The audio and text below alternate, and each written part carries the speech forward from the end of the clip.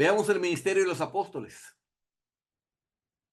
Entonces volvieron a Jerusalén desde el monte que se llama el Olivar, el cual está cerca de Jerusalén, camino de un día de reposo.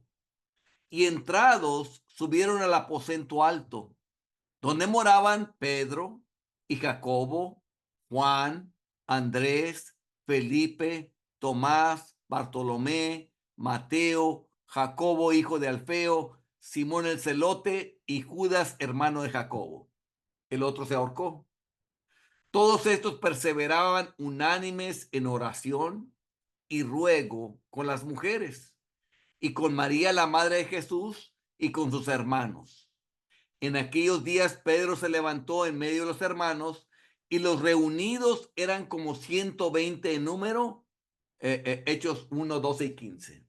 Entonces ya vemos que hay un número de 120, o sea, 12, luego 70, y luego aquí ya estamos viendo 120 discípulos dedicados, orando, clamando a Dios, perseverando en oración, unánimes. Vemos que ya creció todo eso, porque Jesús se dedicó a hacer una base de discípulos que de ahí despegara para alcanzar el mundo entero.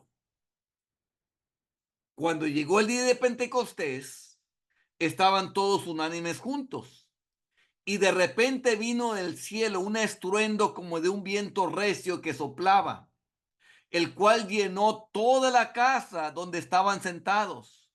Y se les aparecieron lenguas repartidas como de fuego, asentándose sobre cada uno de ellos, y fueron todos llenos del Espíritu Santo y comenzaron a hablar en otras lenguas según el Espíritu les daba que hablasen. Y esta fue la orden de Jesús. No se vayan a predicar todavía hasta que venga el poder sobre ti. Tú necesitas el poder para que sigas haciendo lo mismo que hacía yo, que cuando estabas conmigo, que tenía ese poder, necesitas ese poder para poder hacerlo. Aquí llega ese poder. ¿Qué es lo que pasa? Entonces volvieron a Jerusalén desde el monte que se llama el Olivar, el cual está cerca, perdón, y con otras muchas palabras eh, testificaba y les exhortaba diciendo: sed salvos de esta perversa generación. Así que los que recibieron su palabra, después de haber visto la señal de hablar en lenguas, fueron bautizados y se añadieron aquel día como 3,000 personas y perseveraban en la doctrina de los apóstoles, en la comunión unos con otros, en el partimiento del pan y las oraciones. Ahora ya no son 120, ahora ya son 3,000 personas más por esa señal de que cayó el Espíritu Santo. Les predica Pablo, se convierten, se salvos de esta perversa generación, y 3,000 personas más se añaden. ¿Cuál era la manera en que desarrollaban el servicio a Dios? Y perseverando unánimes cada día en el templo. Estamos hablando del tiempo judío, iban ahí y partiendo el pan en las casas, comían juntos con alegría y sencillez de corazón, alabando a Dios y teniendo favor con todo el pueblo. Y el Señor añadía cada día a la iglesia los que habían de ser salvos. El Señor añadía cada día, o sea, cada día había convertidos a la iglesia los que habían de ser salvos. ¿Y qué era lo que hacían? Estaban en el templo, estaban partiendo el pan en las casas, comían juntos con alegría, sencillez de corazón, alababan a Dios, tenían favor con todo el pueblo. Y cada día el Señor estaba trayendo nuevos discípulos. Pedro y Juan subían juntos al templo a la hora novena, la de la oración. Y era traído un hombre cojo de nacimiento, a quien ponían cada día a la puerta del templo que se llama la Hermosa, para que pidiese limosna de los que entraban en el templo. Cuando vio a Pedro y a Juan que iban a entrar en el templo, les rogaba que les diesen limosna. Pedro con Juan, fijando en él los ojos, les dijo, míranos. Entonces él les estuvo atento, esperando recibir de ellos algo, sea dinero. Mas Pedro dijo, no tengo plata ni oro, pero lo que tengo te doy. En el nombre de Jesucristo de Nazaret, levántate y anda. Y tomándole por la mano derecha, le levantó. Y al momento se le afirmaron los pies y tobillos. Y saltando se puso en pie y anduvo. Y entró con ellos en el templo andando y saltando y alabando a Dios. Y todo el pueblo le vio andar y alabar a Dios. Y le reconocían que era el que se sentaba a pedir limosna a la puerta del templo La Hermosa. Y se llenaron de asombro y espanto por lo que había sucedido. De ahí Pedro toma ese milagro y se pone a predicarles a la gente. Y cuando se pone predicando, dice, hablando ellos al pueblo, vinieron sobre ellos los sacerdotes con el jefe de la guardia del templo y los saduceos, resentidos de que enseñasen al pueblo y anunciasen en Jesús la resurrección entre los muertos. Y les echaron mano y los pusieron en la cárcel hasta el día siguiente, porque era ya tarde. Pero muchos de los que habían oído la palabra creyeron, y el número de los varones era como 5,000. De los varones no solamente, 5,000. Y bien sabemos nosotros que las mujeres son más sensibles que los varones a la palabra de Dios. Entonces ya estamos viendo 120 más 3,000 más ahora 5,000, sin contar a las mujeres. Estamos hablando de puros varones. Y por la mano de los apóstoles se hacían muchas señales y prodigios en el pueblo. O sea, había muchos milagros. Y estaban todos unánimes en el pórtico de Salomón. De los demás, ninguno se atrevía a juntarse con ellos, mas el pueblo los alababa grandemente. Y los que creían en el Señor aumentaban más, gran número así de hombres como de mujeres, tanto que sacaban los enfermos a las calles y los ponían en camas y lechos para que al pasar Pedro, a lo menos su sombra cayese sobre alguno de ellos. Y aún de las ciudades vecinas, muchos venían a Jerusalén, trayendo enfermos y atormentados de espíritus inmundos, y todos eran sanados. ¿Cuál es el resultado de esto? Que los que creían en el Señor aumentaban más y gran número así de hombres como de mujeres. ¿Cuál era el atractivo? Todas las señales que hacían, todos los milagros que hacían. Ese era el gran atractivo. Y crecía la palabra del Señor y el número de los discípulos se multiplicaba grandemente en Jerusalén. También muchos de los sacerdotes obedecían a la fe. Entonces las iglesias tenían paz por toda Judea, Galilea y Samaria, y eran edificadas andando en el temor del Señor y se acrecentaban, fortalecidas por el Espíritu Santo. Las iglesias crecían, fortalecidas por el Espíritu Santo. O sea, no era un crecimiento sin calidad, era un crecimiento con calidad, fortalecidas por el Espíritu Santo. El siguiente día de reposo se juntó casi toda la ciudad para oír la palabra de Dios, hermanos. Casi toda la ciudad se juntó para oír la palabra de Dios. Los gentiles, oyendo esto, se regocijaban y glorificaban la palabra del Señor y creyeron todos los que estaban ordenados para vida eterna. Y la palabra del Señor se difundía por toda aquella provincia. Hechos 13, 44, 48 y 49.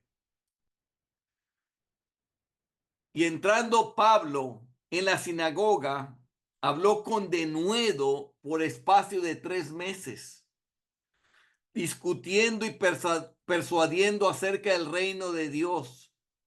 Pero endureciéndose algunos y no creyendo, maldiciendo el camino delante de la multitud, se apartó Pablo de ellos y separó a los discípulos, discutiendo cada día en la escuela de uno llamado Tirano. Fíjense, no había templo, no había nada, pero uno que se llama Tirano tenía una escuela, me lo llevó para allá.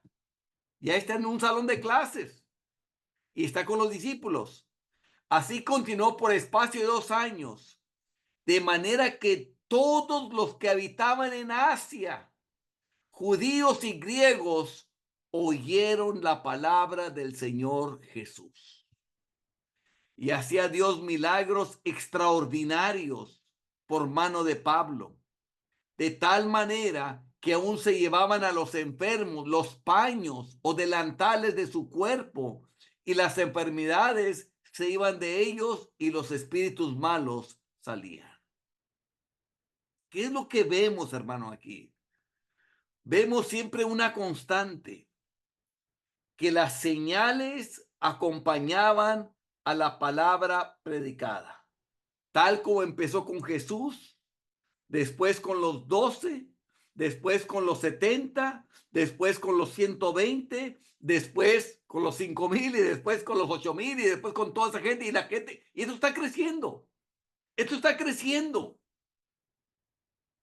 Me llama la atención de manera que todos los que habitaban en Asia, judíos y griegos, oyeron la palabra del Señor Jesús. Esto es lo que causa, hermanos, hacer la obra en el poder de Dios y no en nuestro solo poder. Y muchos de los que habían creído venían confesando y dando cuenta de sus hechos. ¿Ven qué tipo de arrepentimiento tenían? Confesando y dando cuenta de sus hechos. Asimismo, muchos de los que habían practicado la magia trajeron los libros y los quemaron delante de todos, y hecha la cuenta de su precio hallaron que era 50,000 piezas de plata, un dineral. Ellos aborrecieron eso, era anatema, y los aventaron para afuera. No me importa lo que haya pagado por eso. Así crecía y prevalecía poderosamente la palabra del Señor. Este es el tipo de ministerio que tenían los apóstoles, hermanos. Este es el tipo de calidad de convertidos que tenían. Eran convertidos que confesaban sus pecados, que daban cuenta de sus hechos, que se despojaban de aquello que era anatema para Dios y no codiciaban el dinero de ellos. Lo entregaban así fuera. Este es el tipo de ministerio de ellos, hermanos.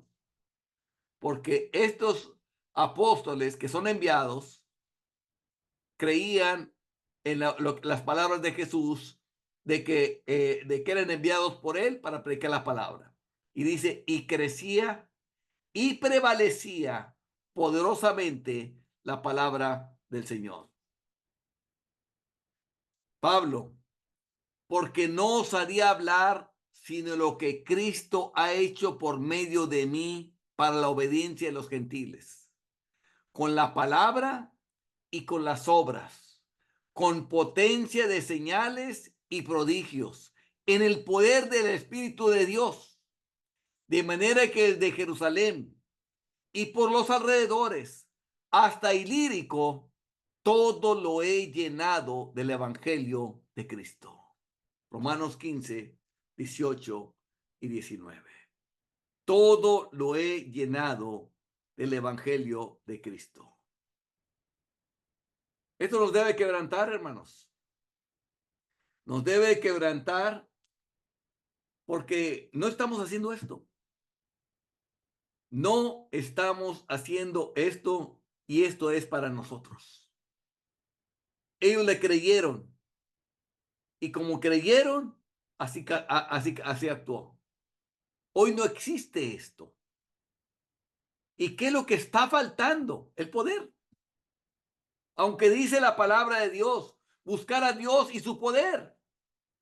Es un mandato de Dios, que tú busques a Dios y su poder. Y si Él te está mandando que lo busques, es porque te lo va a dar. Sin embargo, cuando venga el Hijo de Dios, hallará fe en la tierra. En el año 33, que desciende el Espíritu Santo, comenzaron con 120. En ese mismo año terminaron con más de 8,000 discípulos. Para el año 35 se acrecentaban las iglesias, crecían más. Para el año 46, toda la ciudad de Antioquía se juntó para oír la palabra de Dios. Toda la ciudad. Para el año 55, toda Asia, judíos y griegos, escucharon la palabra de Dios. Para el año 58, crecía y prevalecía la palabra de Dios donde sea. Para antes del año 60, solo el apóstol Pablo, desde Jerusalén y por los alrededores hasta Ilírico, ya lo había llenado del evangelio. ¿De qué estamos hablando? En tan solo 27 años llenaron la tierra con el evangelio, haciendo multitud de discípulos que gracias a esa clase de discípulos, el día de hoy tenemos evangelio. Se les encargó el mundo entero a ellos para que por muchas edades llegara el evangelio. El día de hoy, tú y yo tenemos el evangelio gracias a esos discípulos que en ese tiempo creyeron a Jesús, hicieron la obra de Jesús y nos llegó hasta ahorita. Yo pregunto, hermanos, ¿cómo está la situación el día de hoy? ¿Llegará el evangelio a discípulos de aquí a 27 años, hermanos? Con el estado apóstata que se encuentra la iglesia el día de hoy. La manera como se hace el discipulado el día de hoy. La manera que se hacen las cosas el día de hoy sin el poder de Dios. Sin el poder de Dios. Por eso el cristianismo se ha reducido a una enseñanza más. Porque aquí la diferencia que hacía entre el cristianismo y cualquier otra cosa era el poder. Por el poder de Dios era la diferencia. Tú puedes poner a musulmanes y puedes poner a budistas y puedes poner a confucionistas, puedes poner a todos ellos. Y tú puedes hablar sobre las grandezas y las enseñanzas del cristianismo. Y ellos también pueden hablar, pero ¿cuál es la diferencia de todos ellos? En ninguno de ellos tiene el poder. El cristianismo sí tiene el poder. Pero si no les mostramos el poder, quedamos igual que ellos. Una enseñanza más. Una enseñanza sabia y es todo. Lo que hace la gran diferencia en ese tiempo que era el poder de Dios. Y es lo que leemos en las escrituras. Pero es lo que no tenemos el día de hoy. Por eso hacemos un ministerio raquítico, que es una fracción. Es como un microbio comparado con lo que hicieron ellos. Porque no está el poder de Dios. La pregunta que les planteo es esta. ¿Qué ministerio queremos imitar? ¿Cuál es el ministerio que queremos hacer? ¿El que hemos aprendido por la tradición de la iglesia en que nacimos? ¿O desechar ese modelo y seguir el ministerio de Jesús y los apóstoles? Hermanos, el cristianismo que tú aprendiste cuando de niño te llevaron a una iglesia, tú viste cómo se hacían las cosas, tú viste cómo se empezaba, si era una iglesia de Pentecostés, empezaba en el culto con una oración, después había ciertos cantos, después si había alguien que quería dar un testimonio, y después si alguien quería hacer un canto ahí al frente, después había recoger la ofrenda, después una predicación, después un llamado, después a ver si oraba porque recibir el Espíritu Santo, si es una iglesia de las otras, de metodistas, empezaba el culto y todo, hermanos. ¿Alguien veía el poder de Dios? Nada. No se veía nada más que todo lo que era normal. Lo mismo pasaba en una iglesia mormona, en una iglesia de los testigos de Jehová, en una iglesia de los adventistas, en una iglesia que es judía, en una iglesia católica, en una iglesia cualquiera. Era lo mismo. En ninguna de ellos, en todos ellos brilla por su ausencia el poder de Dios. Sin embargo, lo que hubiera hecho la gran diferencia entre el cristianismo y cualquier otra religión o cualquier otra denominación es el poder de Dios. Ahí es donde entonces la gente se va a aglomerar, porque hay mucha gente enferma, hay mucha gente necesitada, hay mucha gente endemoniada. Y donde está el poder, ahí es donde la gente va a venir a buscarlo. Buscaban a Jesús. Jesús no está buscando gente. A Jesús lo buscaban. A los discípulos lo buscaban. A Pablo los buscaban. Porque veían el poder de Dios. Nosotros andamos buscando a la gente. Porque el poder de Dios no está con nosotros. No porque Él no lo quiera dar. Es porque nosotros mismos nos hemos acostumbrado a la tradición de la iglesia. A hacer lo mismo que vimos antes. A reproducir lo mismo que vimos antes, hacerlo ahora. ¿Qué hice solamente ahorita en este estudio, hermanos? Los llevé a las escrituras, los llevé a pasaje tras pasaje, tras pasaje, tras pasaje. Miren, así lo hizo Jesús. Miren, así lo hizo los apóstoles. Miren, así lo hicieron los 70. Miren, hicieron los apóstoles en Hechos. Miren, así lo hicieron adelante. Y hay mucho más escrituras. En otras palabras, les dije, vean lo que dice la Biblia y no vean lo que dice la tradición. Y cuando ves todo eso, te asombra, porque ves, y sobre todo, nace dentro de ti, del corazón, un añoramiento. Yo quiero esto, yo quiero ver esto. En todos ustedes, así como en mí, nace, clama por dentro un añoramiento. Yo quisiera ver esto, un anhelo ver esto. Esto mismo que decía Jesús y los apóstoles. Hermanos, si clamamos por Él, porque ese anhelo no es de nosotros solamente, es del Espíritu Santo en nosotros, que anhela ver ese tiempo de Jesús otra vez aquí en la tierra, ese tiempo de poder.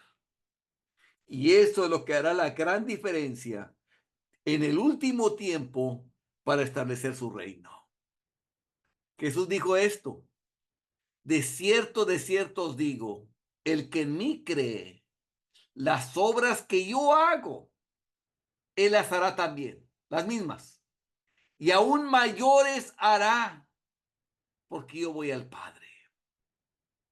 Hermanos, los apóstoles hicieron mayores obras que Jesús. Claro que había una diferencia entre las metas.